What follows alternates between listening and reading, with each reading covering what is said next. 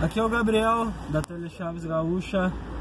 Eu vou ensinar vocês hoje a fazer a programação do alarme canivete feito na KD da Subaru Forest 2010. Chega aqui comigo. O procedimento é assim, ó. Tá vendo esse bloquinho branco aqui? Conecta ele, que é do alarme.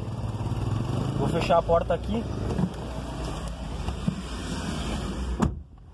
Conecta ele. Deixa eu abrir, tá?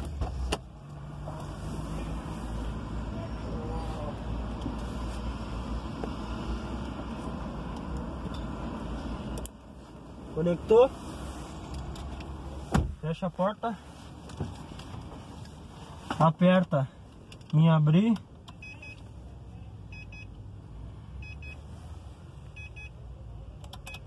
Espera ele dar o barulho das travas.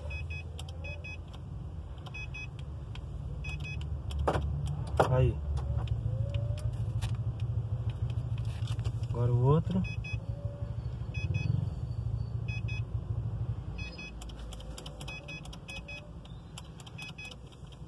Demora um pouquinho.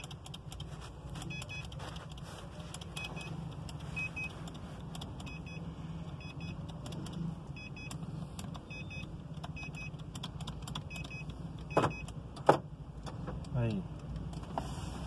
Desconecta. E testa. O cliente. E o feito na cadeia. Prontinho. Controle programado. É isso aí. Falou.